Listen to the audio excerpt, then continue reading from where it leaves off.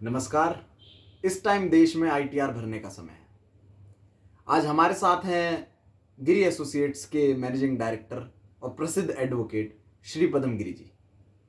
आइए आज उनसे जानते हैं आईटीआर और टैक्स की बारीकियों के बारे में।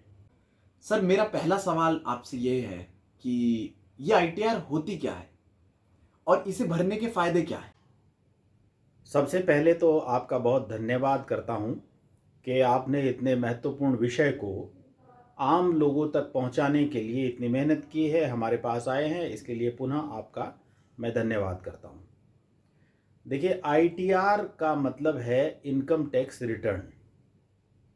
जो भी आदमी कमाई करते हैं तो सरकार ये चाहती है कि कोई भी व्यक्ति जो कमाई करे उसका सारा ब्यौरा सरकार के पास होना चाहिए। तो कोई व्यक्ति कितना कमाता है, कैसे कमाता है, कहाँ से कमाता है, उसके खर्चे क्या हैं, उसकी सेविंग्स क्या हैं, ये सारी जानकारी जिस फॉर्मेट में सरकार को दी जाती है उस फॉर्मेट को कहते हैं आईटीआर। आईटीआर भरने के बहुत फ़ायदे हैं। सबसे पहला फ़ायदा तो ये है कि अगर आपको जीवन में कभी लोन की आवश्यकता है, कोई गाड़ी लेनी है, कोई मकान बनाना है, एजुकेशन लोन बच्चों के लिए लेना है, या किसी और तरह का लोन अगर आप लेने जाते हैं तो बैंक आपसे कम से कम 3 साल की आईटीआर मांगता है। तो पहला फ़ायदा है कि आपको लोन आसानी से मिल जाता है। दूसरा आईटीआर का फ़ायदा ये है कि दुनिया में बहुत सारे देश ऐसे हैं कि वो वीज़ा तभी देते हैं जब आपके पास कम से कम 5 साल की आईटीआर हो। वो पहले आपकी आईटीआर देखते हैं। तीसरी बात है कि आईटीआर आपके एड्रेस प्रूफ के रूप में भी उपयोग में लाई जा सकती है। चौथी बात है कि आईटीआर आपके इनकम के सर्टिफिकेट के रूप में भी उपयोग में लाई जा सकती है। एक फ़ायदा ये है कि इस साल का जो आपका घाटा है उसे आप अगले साल में कैरी फॉरवर्ड कर सकते हैं, ये भी लाभ है। आपका टैक्स अगर कहीं कट गया है तो आप उस टैक्स का क्लेम कर सकते हैं, ये भी आईटीआर का फ़ायदा है। इसके अलावा एक बहुत बड़ा फ़ायदा है कि अगर आप टर्म इंश्योरेंस लेते हैं तो टर्म इंश्योरेंस लेने के लिए आपके पास आईटीआर होना चाहिए। इसलिए सभी लोगों को आईटीआर भरना चाहिए। अच्छा सर, आईटीआर भरा कब जाता है और किन लोगों को आईटीआर भरना चाहिए? हर साल 1 जून से आईटीआर भरनी शुरू हो जाती है। तो 1 जून से 31 जुलाई तक बिना बिना कोई पेनल्टी दिए कोई भी व्यक्ति आईटीआर भर सकता है। दूसरा, आपने जो सवाल किया है कि कौन किसको भरनी चाहिए, कौन भर सकता है, तो मैं आपको ये बताना चाहता हूँ कि हिंदुस्तान का हर वो व्यक्ति जो कमाई करता है किसी न किसी रूप में, चाहे वो कमाई उसकी नौकरी से हो, चाहे वो कमाई उसके बिजनेस से हो, चाहे वो कमाई उसकी खेती और बिजनेस से हो, चाहे वो कमाई उसकी किराए से हो, या किसी भी तरह से, चाहे वो ब्याज से कमाई हो, किसी भी तरह की कमाई यदि कोई व्यक्ति करता है, वो कम करे या ज़्यादा करे, उसके अलग अलग स्लैब हैं, तो उसको आईटीआर भरना ही चाहिए। सर, जैसा कि आपने बताया हर कमाने वाले व्यक्ति को आईटीआर भरनी चाहिए, तो क्या नौकरी वाले और बिजनेसमैन सब एक ही तरह से आईटीआर भरते? देखिए, नौकरी करने वाले लोग और बिजनेस करने वाले लोग या और किसी तरह का काम करने वाले लोग, सरकार ने सब लोगों के लिए अलग अलग तरह का एक फॉर्म बनाया हुआ है। इसके बारे में पूरी जानकारी टैक्स कंसल्टेंट आपको दे सकते हैं। हमारे गिरी एसोसिएट में आप कभी भी आ सकते हैं। हमारे जो टैक्स कंसल्टेंट हैं, आशीष कुमार गर्ग हैं, इनकम टैक्स के कंसल्टेंट, वो one of the best income tax consultant इस इलाके में, उनसे बेहतरीन टैक्स कंसल्टेंट नहीं है। हमारे पास टॉप मोस्ट जीएसटी के कंसल्टेंट हैं, शोभित कुमार वर्मा हैं। इसके अलावा हमारे पास शिवम त्यागी हैं, इसके अलावा अश्वनी जी हैं, इसके अलावा मनीष हैं। एक ऐसी पूरी की पूरी टीम है जो टैक्स के बारे में मास्टर है। तो कौन सा फॉर्म किसको भरना है, किस तरह की आईटीआर किस व्यक्ति को भरनी चाहिए, उस सब की जानकारी, मुफ्त जानकारी गिरी एसोसिएट में दी जाती है। मैं आपको ये बताता हूँ कि भारत में दो तरह के टैक्स रिजीम चलते हैं। एक को बोलते हैं ओल्ड टैक्स रिजीम और दूसरे को बोलते हैं न्यू टैक्स रिजीम। ओल्ड और न्यू में अंतर ये है कि जो ओल्ड टैक्स रिजीम है उसमें 0 से 2.5 लाख रुपए सालाना तक जिन लोगों की इनकम है उन्हें कोई टैक्स सरकार को नहीं देना है। मतलब अगर आप साल भर में 2.5 लाख रुपए कमाते हैं तो आपको सरकार को कोई भी टैक्स नहीं देना है आईटीआर जमा करते समय।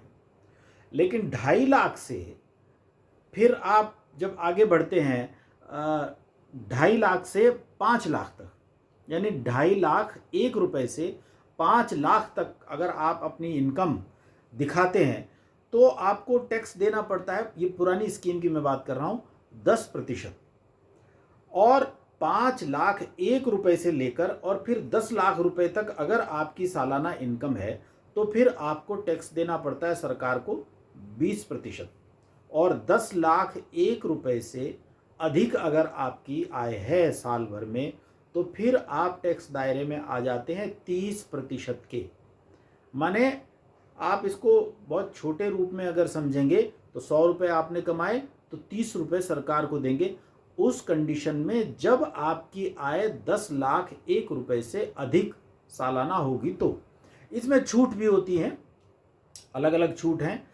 इसके अलावा जो न्यू टैक्स रिजीम है, जो नई टैक्स स्कीम है, वो है कि 0 से 3 लाख रुपए साल तक अगर आप कमाते हैं तो आपको सरकार को कोई टैक्स नहीं देना होगा। 3 लाख रुपए से 6 लाख रुपए सालाना अगर आप कमाते हैं तो फिर आपको टैक्स देना पड़ेगा 5%।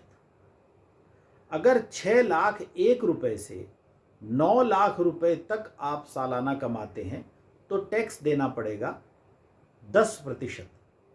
अगर 9 लाख 1 रुपए से लेकर 12 लाख रुपए सालाना तक आप कमाते हैं तो टैक्स देना पड़ता है 15%। 12 लाख 1 रुपए से लेकर 15 लाख रुपए तक अगर आप सालाना कमाते हैं किसी भी माध्यम से तो आपको टैक्स देना होता है 20%। और 15 लाख 1 रुपए से लेकर ऊपर अगर आप कमाते हैं तो आपको टैक्स देना होता है 30%। इसमें 4% सेस वो अलग से दिया जाता है। तो ये नई और पुरानी स्कीम है। कई लोगों का ये सवाल होता है कि मेरे लिए कौन सी स्कीम अच्छी रहेगी, मैं ओल्ड स्कीम में जाऊं या मैं न्यू स्कीम में जाऊं। तो इसके बारे में मैं आपको विस्तार से बताता हूं। नई और पुरानी स्कीम में ये अंतर है कि अगर आपने कोई निवेश नहीं किया है तो आपको नई स्कीम चुननी चाहिए। अगर आपकी जो डिडक्शन है, आपकी जो कटौतियां हैं वो 1.5 लाख रुपए या इससे कम है तो भी आपको नई स्कीम ही चुननी चाहिए। अगर आपके जो डिडक्शन है जैसे एटीसी में है या एनपीएस है या होम लोन है वो ज़्यादा है तो आपको ओल्ड स्कीम चुनना चाहिए। इसमें इसको हम 10 लाख रुपए के टैक्स स्लैब के हिसाब से अगर देखें तो 10 लाख रुपए सालाना की अगर कोई आईटीआर दाखिल करता है और उसकी जो टोटल कटौतियां हैं, टोटल डिडक्शन है वो 2.5 लाख रुपए है तो फिर उसको ओल्ड स्कीम में जाना चाहिए। इसी तरह अगर कोई 15 लाख रुपए सालाना कमाता है और उसका जो डिडक्शन है वो 3,58,000 रुपए है तो फिर उसको पुरानी स्कीम में जाना चाहिए। इसी तरह अगर 20 लाख रुपए सालाना आय वाले लोग देखेंगे तो उनका अगर स्टैंडर्ड डिडक्शन जो है वो 3,75,000 रुपए है तो फिर उनको पुरानी स्कीम में जाना चाहिए। तो मोटा मोटी बात यह है कि अगर आपने कोई निवेश नहीं किया है तो आपको नई स्कीम में जाना है। अगर आपका डिडक्शन ज़्यादा है तो फिर आपको पुरानी स्कीम में जाने में फ़ायदा है। सर, एक खास सवाल हमारे दर्शकों की तरफ से आया है, टैक्स बचाने के तरीके क्या हैं? देखिए, टैक्स छूट के बहुत सारे तरीके हैं, पर मैं व्यक्तिगत रूप से जहाँ तक समझता हूँ तो टैक्स छूट का सबसे जो बेहतरीन तरीका है वो है निवेश करना। अगर आप कहीं भी निवेश करते हैं तो पहला फ़ायदा तो ये है कि आपको टैक्स में छूट मिलती है। दूसरा फ़ायदा ये है कि जहाँ आपने निवेश किया है आपका पैसा वहाँ से कमाई करके आता है, माने ज़्यादा बन के आता है।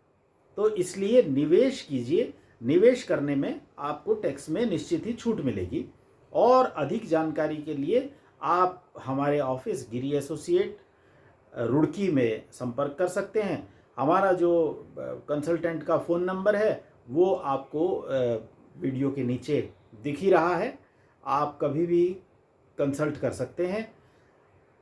जनहित के लिए अगर आपको लगता है कि ये बहुत अच्छी जानकारी है और लोगों तक पहुंचनी चाहिए तो फिर प्लीज़ इस वीडियो को ज़्यादा से ज़्यादा शेयर कीजिए, लाइक कीजिए। आगे भी हम आपके लिए नई नई जानकारियां लेकर आते रहेंगे। धन्यवाद।